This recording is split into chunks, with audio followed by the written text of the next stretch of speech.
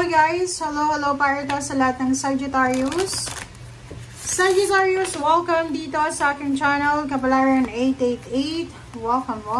Alamin natin kung anong messages, vibration, gabay energy para sa lahat ng Sagittarius. Giving birth. I am bringing forth new and dynamic energy into the world. Yung first card mo, Sagittarius, related siya sa Aries na starting fresh. Ganon din to. Giving birth, starting fresh, ganun din. Pero, literal siya, merong mga Sagittarius na posibleng yun, buntis sila ngayon, and malapit na silang mga anak. O yung iba naman sa inyo, para silang bulaklak na magbo-blossom talaga. Yung parang from the bottom, gaganon sila. So, maraming bagong ideas, bagong plano, bagong goals ka sa buhay, na posibleng isa sa katuparan mo. At ang giving birth na to, marami kang gustong gawin. Negosyo, trabaho, relationship, plano sa bahay, sa lahat. Lahat. Giving birth. So, kung ano man to na gusto mong pagbabago na dalhin sa mundo, just go. Keep going. Okay. Thank you.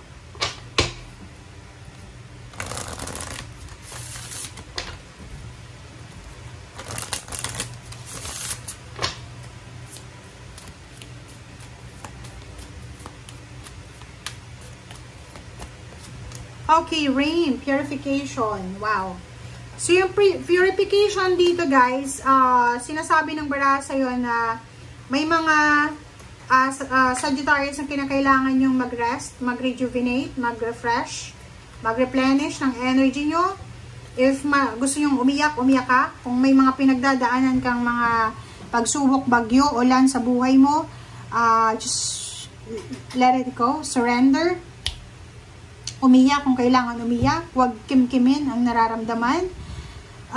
Dito sinasabi ng bara sa'yo na oras na para linisin natin ang lahat sa ating buhay. Katawan, marami ba tayong mga mga bisyo, mga unhealthy habits, lifestyle, or anything na hindi healthy? Na oras na para bigyan natin ng pansin, para i-let go na.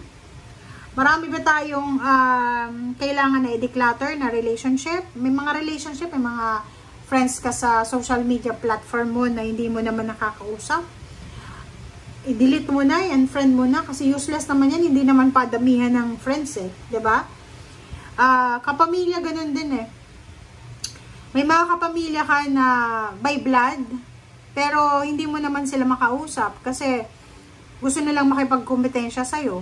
Ayaw nilang masapawan, ayaw naman nilang ayaw nilang masapawan, ayaw nilang kung ano man ayaw nila, basta yun. Okay?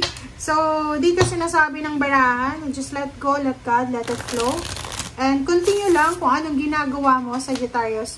And wag kang kumbaga magsasawa na maging mabuting tao. Kasi yung pagiging mabuting tao, yan yung magliligtas sa'yo. Yan yung magdadala ng blessing sa'yo, yung pagiging mabuting tao. Okay? Basta, ilimit mo lang yung sarili mo sa drama, toxicity, negativity. Kasi, ang ikli lang ng buhay ng tao sa mundo, kung puro lang toxic, puro lang negative yung kaharap mo, wala. Tatanda ka ng maaga. Okay? Okay, first two cards natin, Five of Swords and Queen of Pentacles.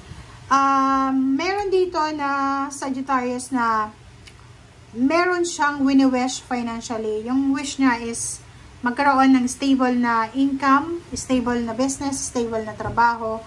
But nakikita ko sa'yo dito na siguro itong hinahangad mong stability, marirealize mo na ito ay hindi para sa akin.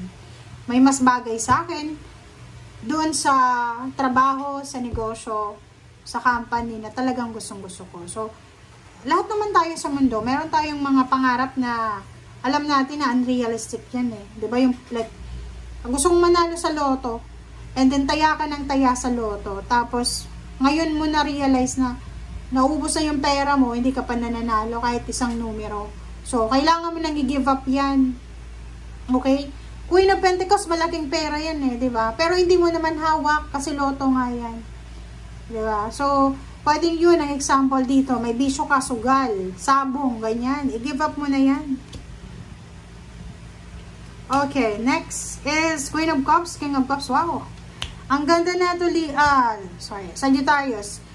Sinasabi ng Sagittarius, ng card dito, Sagittarius, na emotionally, you will be at peace. Emotionally, magiging stable, secured, harmonious yung emotion mo in the next few weeks or few years or months. So, kailangan mo lang maging mapasensya. Wow! Huge ang message na to lalo sa mga Sagittarius. Napakahirap, no? Sinasabi dito ng Queen of Cups and King of Cups na magiging maayos, magiging secured, stable, tahimik, peaceful ang relationship mo daw. Pero, kailangan mo ng pasensya. Kasi yun naman talaga di ba? Kulang sa pasensya yung mga fire sign, Leo, Aries, Sagittarius.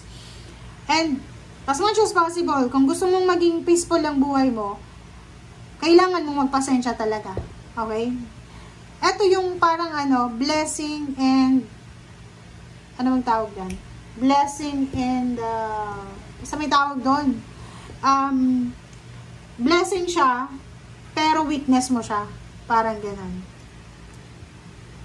Hierophant and Nine of Pentacles. Wow.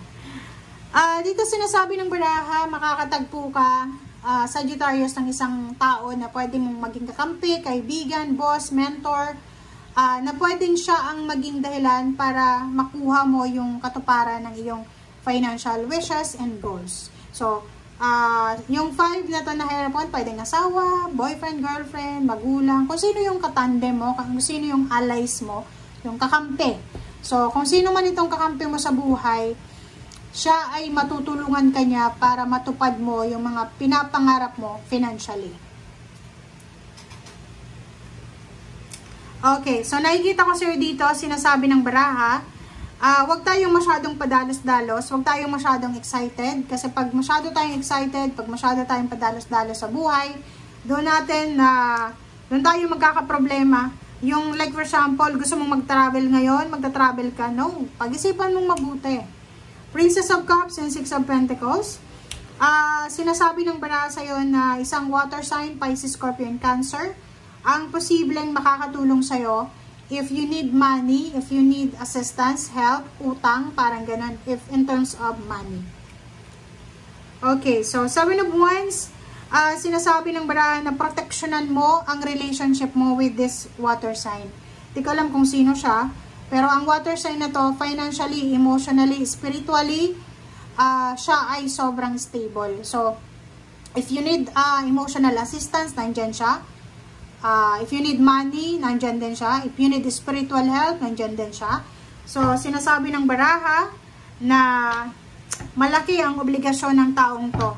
Pero, once na naging allies mo siya, once na naging kakampi mo siya, matutulungan ka niya sa kung ano man na problema na mayroon ka. So, yung financial balance mo, nakadepende sa taong ito. Pwedeng boss mo siya, or pwedeng kung sino man siya na pwede niyang tulungan ikaw, emotionally, financially, and spiritually. Okay? Thank you guys for watching. Bye!